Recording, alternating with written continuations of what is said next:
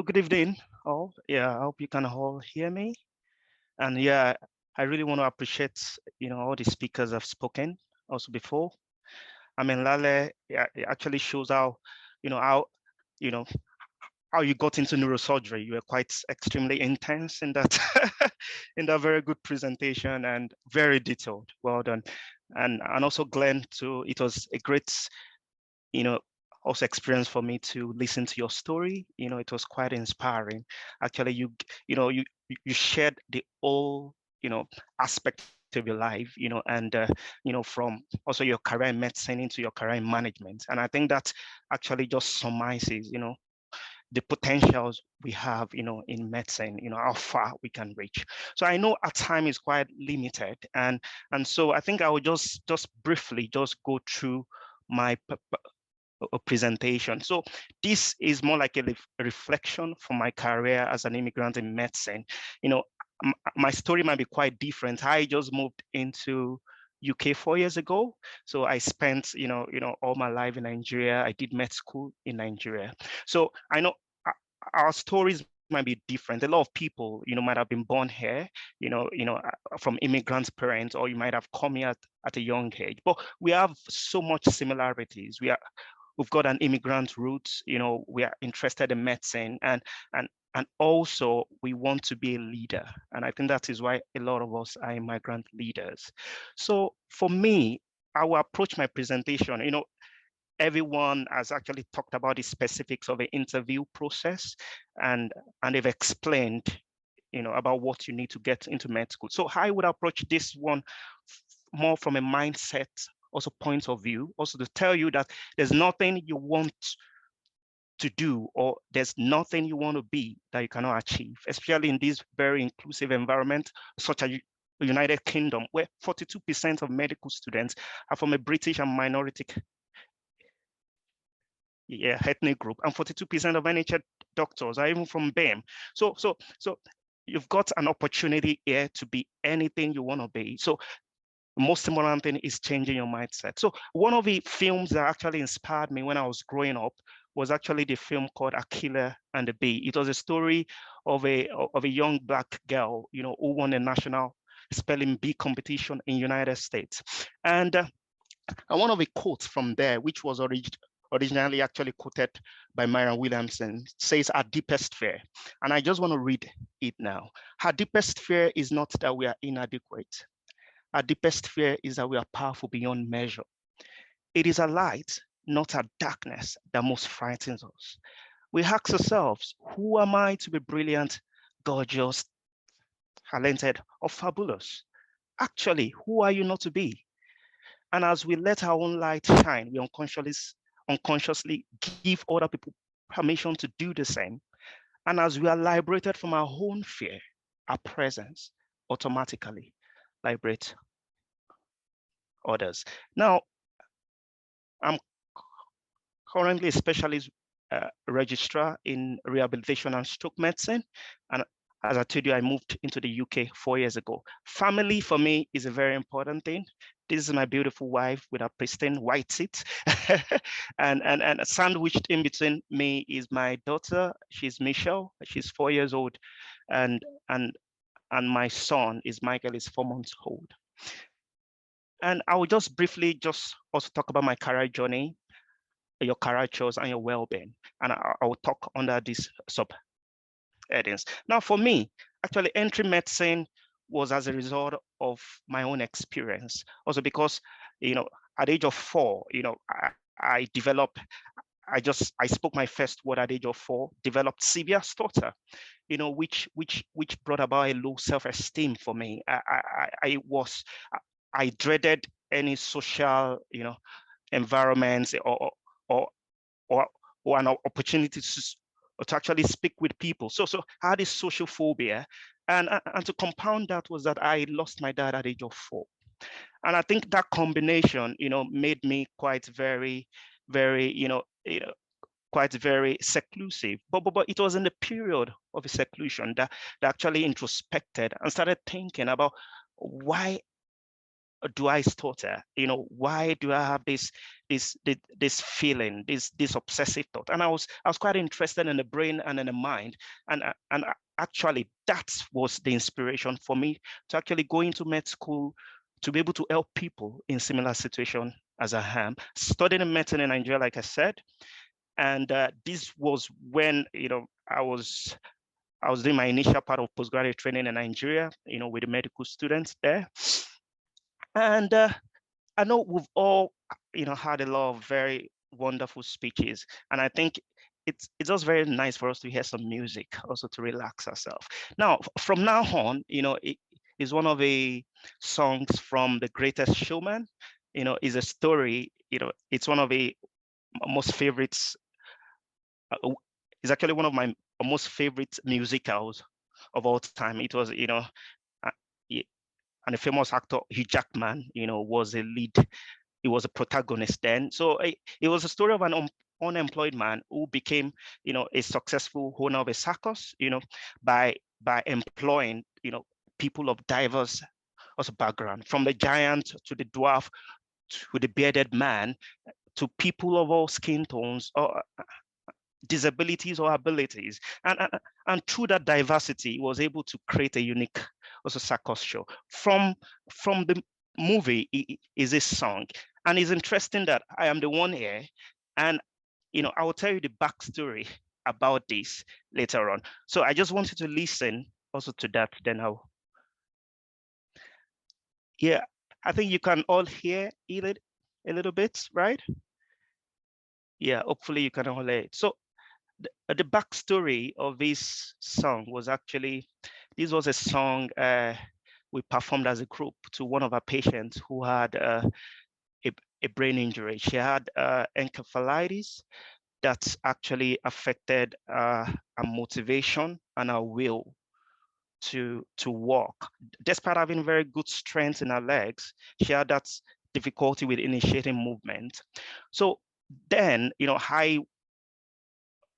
I'm a specialist registrar in rehabilitation. And so initially we tried out some medications to increase the dopamine in our brain, to boost the motivation.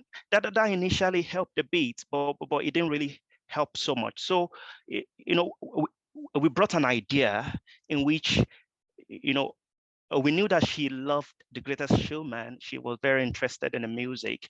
And so we made like, you know, we call it actually the pulse challenge, where anytime she was able to use any of his standing aid also to stand up, she would score herself 1 point.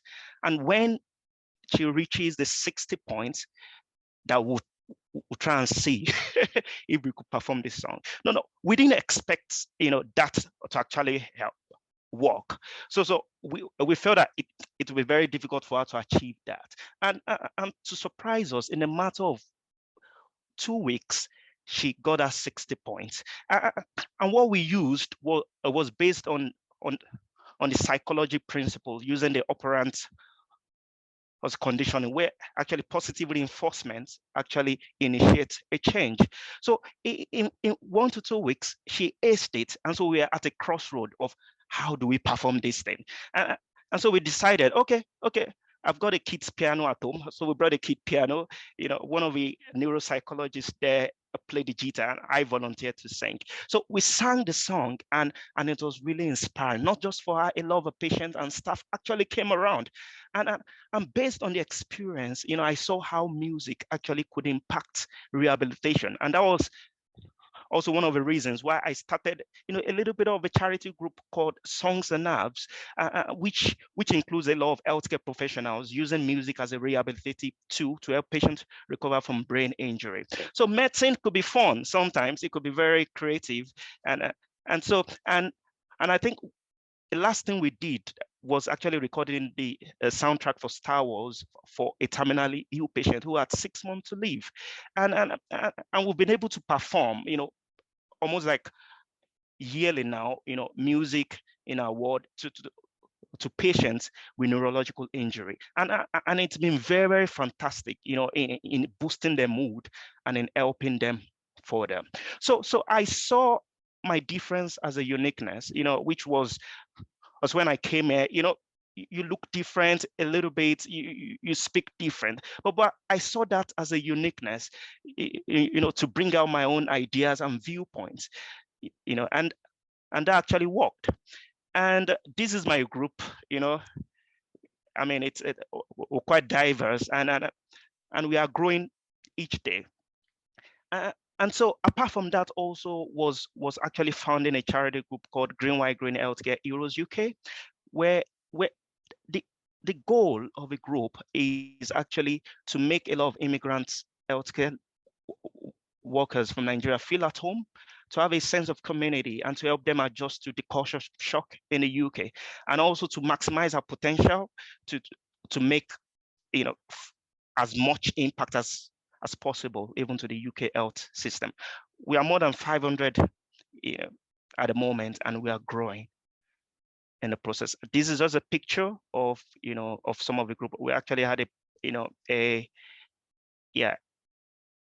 get together in the park then.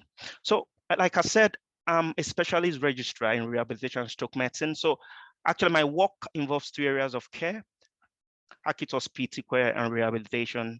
And I manage patients with stroke. I do a lot of acute care stuff, making decisions on clot busting drugs. But my major work is actually in rehabilitation. We actually promote recovery, restoring independence, and improving the quality of life of patients with neurological illness. So just like Dr.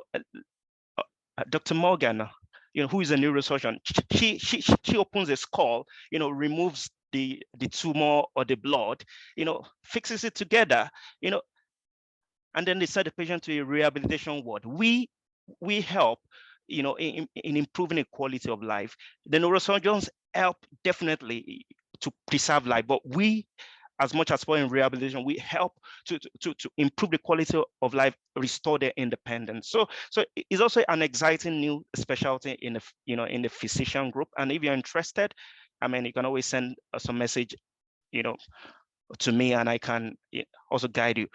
To be a physician a consultant in a physician specialty, roughly to take like 9 years most of the time after med school. So but it's not always how far that matters. It is all about how well. So this was my induction as a member of Royal College of Physicians. So what should inform your career choice? Clearly, Dr. Russell had explained, what actually brought him into anesthesia. He talked about passion. And to me, the key thing is all about passion. Passion is very important. And for me, it was my experience, stuttering, that actually fueled my passion to become, a rehabilitation physician, to be interested in stroke. So look at your experiences. I mean, you might not necessarily need to write it in your personal statement, as Izzy Perikis has said, but you can use that, to inspire you to choose a specialty. It's very important. Turn your lemons into lemonade. And definitely also charity begins at home. Be willing to take advice from people who are senior to you, who know about things, and that's why in migrant leaders, there are a lot of mentors here. So you can seek information from them to guide you on your specialties. See your difference as your uniqueness, which is a key. A lot of us feel very, shy that, oh, we are different from other people. But that is your selling point. That is your uniqueness. So be yourself and see the uniqueness about you. And the fourth thing is not always how far. A lot of people say, oh, 9 years. Enjoy the journey, enjoy the process. Understand that it's all about where your passion is. Your passion is very important, because you'll be a consultant for 9 years, and the next 30 or 35 years, you'll still be in the same specialty. So you need to choose a specialty where you know that you have passion for and you love. And so definitely, as you make your career choice, your well-being is very important. So, and also using the subjects, see the glass half full, not half empty. Be optimistic about every single thing also that happens. Every challenge you face, every negative, all your pains, actually channel them into positivity. So be always be optimistic. That is very important. And definitely also charity begins to be grounded. Uh, you know, be supported by your friends, very important, for your also family. Gain strength from your religion or any other thing that helps you. It's very important for your well-being. And and also, like you said, celebrate your uniqueness, celebrate yourself. And finally, also your happiness is important. What makes you happy in life is the most important. No matter what people say, oh, this career, you're going to get all the money. I mean, it's fantastic. The most important thing is your happiness. What makes you happy? And that is it. So to conclude, I think after my journey, you know, starting with a severe stutter and being bullied, to my career in rehabilitation and stroke, where I help people recover from speech problems, I can boldly say that in life, it's not about what you've lost that matters. It is about what you can find. And that was actually the title of my winning speech in Toastmasters International, where, I was very scared of public speaking, to being first place, in Toastmasters International. So there's no limits to what you can achieve. It is only your mindset. So keep moving, keep pursuing your dreams. And as Glenn said, you will reach the zenith of your career. Thank you so much. Yeah.